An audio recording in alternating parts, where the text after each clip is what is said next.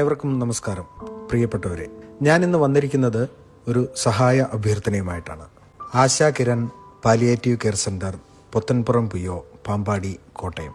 എന്താണ് Asha Kiran palliative care centre എന്ന് ചെറിയ വാക്കുകളിൽ വിശദീകരിക്കാം. 2014 മാർച്ച് 1 മുഖ്യമന്ത്രിയായിരുന്ന ബഹുമാനപ്പെട്ട ഉമ്മൻചാണ്ടി ഉദ്ഘാടനം നിർവഹിച്ച Asha Kiran palliative care centre ഭംഗിയായ രീതിയിൽ പ്രവർത്തിച്ചു വരുന്നു. അവശരും ആലംബഹീനരുമായ കിടപ്പ് രോഗികളാണ് ഇവിടുത്തെ അന്തേവാസികൾ. കേവലം 5 രോഗികളുമായി ആരംഭിച്ച ഈ സ്ഥാപനത്തിൽ ഇപ്പോൾ 32 പേരുണ്ട്. 14 വയസ്സ് മുതൽ 95 വയസ്സ് വരെയുള്ളവർ ആണ് ഇവിടെയുള്ളത്. പ്രായത്തിൻ്റെതായ അവശതയുള്ളവർ, സ്ട്രോക്ക് വന്ന് ഒരു വശം തളർന്നു പോയവർ, വീൽചെയറിൽ പരിക്ക് പറ്റിയവർ, ക്യാൻസർ ബാധിതർ, പോളിയോ മൂലം വൈകല്യമുണ്ടായവർ, പ്രമേഹ രോഗം മൂർച്ഛിച്ച് കാലുകൾ മുറിച്ചു മാറ്റിയവർ എന്നിങ്ങനെ വിവിധ രോഗങ്ങളുള്ളവരാണ് ഇവർ.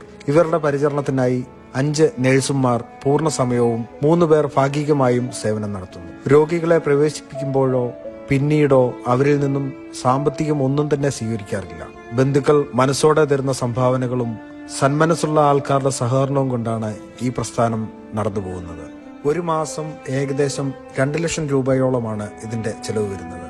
ഇപ്പോഴും ധാരാളം പേർ പ്രവേശനത്തിന് വേണ്ടി തിരക്കുന്നുണ്ടെങ്കിലും ഇടയില്ലാത്തതിനാൽ എടുക്കുവാൻ സാധിക്കുന്നില്ല.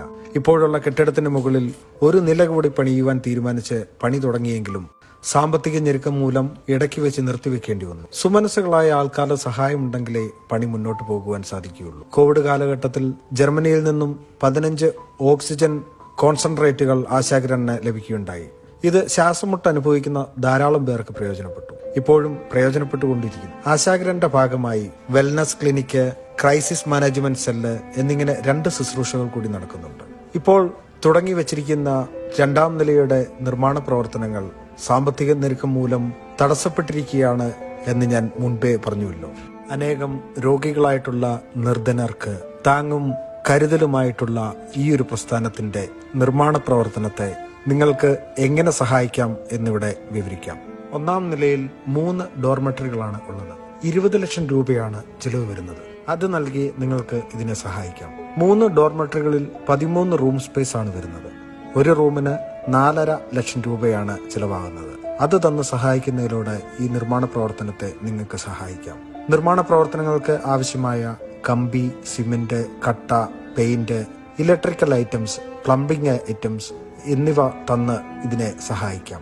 കിടപ്പ് രോഗികൾക്ക് ആവശ്യമായ ഹോസ്പിറ്റൽ ബെഡ്, വീൽചെയർ, സർജിക്കൽ ഉപകരണങ്ങൾ ഇവ നൽകുന്നതിലൂടെ നിങ്ങൾക്ക് ഈ പ്രവർത്തനത്തെ സഹായിക്കാം.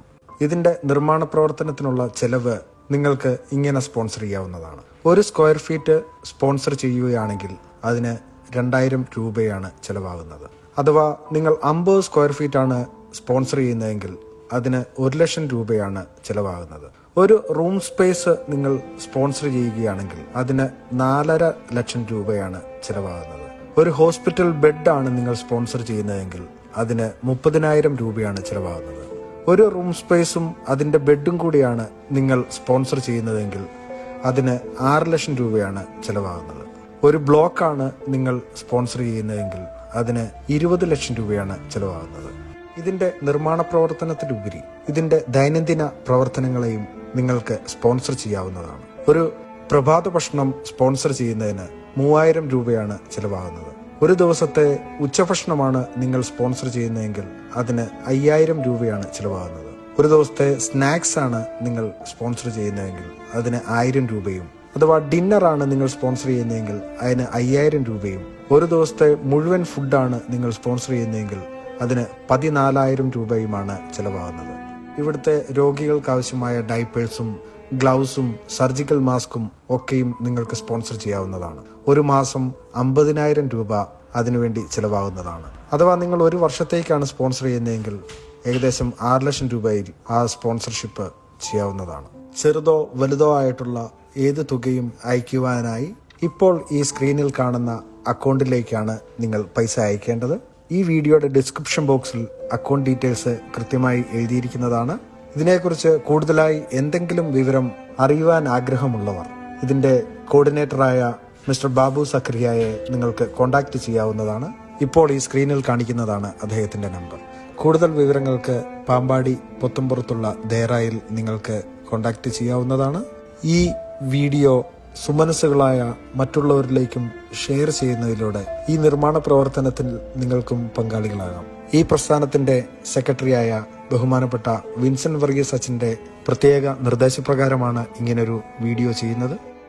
പരിശുദ്ധ പാമ്പാടി തിരുമേനിയുടെ മധ്യസ്ഥതയിൽ അഭയം പ്രാപിച്ചുകൊണ്ട് നിർത്തട്ടെ. നന്ദി, നമസ്കാരം.